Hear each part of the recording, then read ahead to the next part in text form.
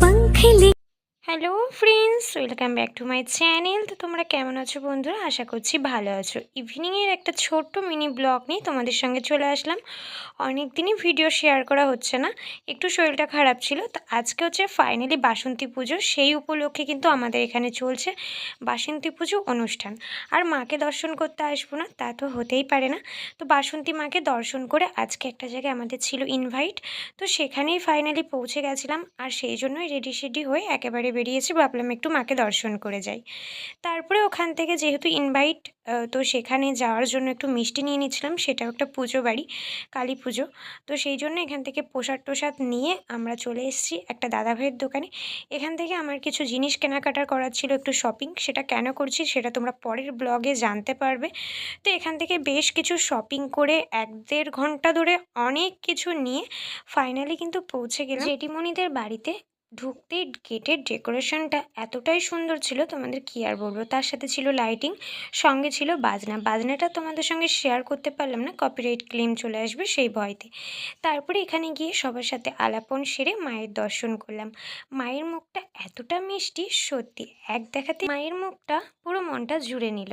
তারপরে মা আর আমি এখানে একটু বসে একটু ওয়েট করে কফি টফি খেয়ে দেন এবার সবার সাথে ঘুরে আনন্দ করে ফটো ক্লিপ নিয়ে ফটো সেশন করে সবার সাথে আড্ডা দিয়ে তারপরে কিন্তু পৌঁছে গেলাম খাওয়ার টেবিলে।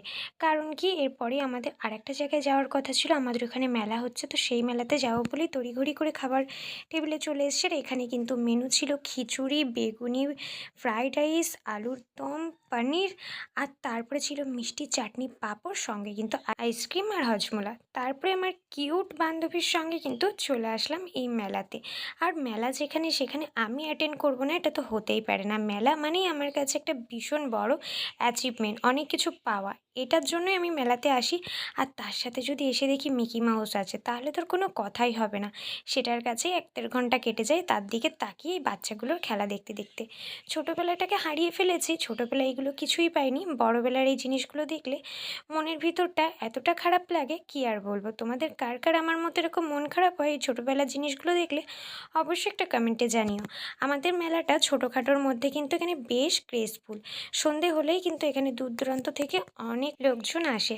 তো সেহেতু আমাদের বাড়ির থেকে প্রায় 20 মিনিট দূরত্বেই মেলাটা। তো আমরা চলে এসেছিলাম মেলার মধ্যে। এসে এখানে তো খাবারের দোকান দেখে আমি তো পুরো একদম পাগল হয়ে গেছি। আর পেটেও অনেকক্ষণ ধরে ছুঁচো ডন দিচ্ছিল।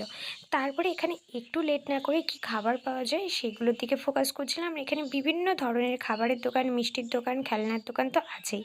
আর মেলা বাজার মানেই একটু গ্রেসফুল, সেখানে খাবার দাবার এগুলো তো থাকবেই। আর তার সাথে ছিল আমার মাসিমণি, আর মাসিমণির সাথে ছিল আজকের পুচকে আমার লিটিল ভাই। তাকে একটু পরে দেখাচ্ছি, এই দেখো। পরে বলতে বলতে সে কিন্তু ক্যামেরায় ধরা দিয়ে দিয়েছে। তারপরে সবাই মিলে এখানে ফুচকা খাওয়ার জন্য দাঁড়িয়ে গেছি। ফুচকা টুচকা খেয়ে এখন চলে এসেছি একটু এগরোলের দোকানে। এগরোলের দোকানে আসা মাত্রই ওয়েট করতে বলেছে আমাদের 50 মিনিট। বুঝতে পারছো, একটা এগরোলের জন্য 50 মিনিট ওয়েট না করতে পেরে এখন খিদে এত পেয়ে গেছে, চলে আসলাম একটু ঘুগনির দোকানে। এখানে ঘুগনিটা সত্যি টেস্টফুল ছিল আর ভীষণ দুর্দান্ত ছিল। যাই হোক, তোমরা যারা মিনি ব্লগ দেখতে চাও অবশ্যই কিন্তু আমার ড্রিম গার্ল তনুশ্রীর পেজটা ফলো করতে পারো। ওখানে ওই পেজে গেলে তোমরা ছোট ছোট মিনি ব্লগগুলো দেখতে পাবে।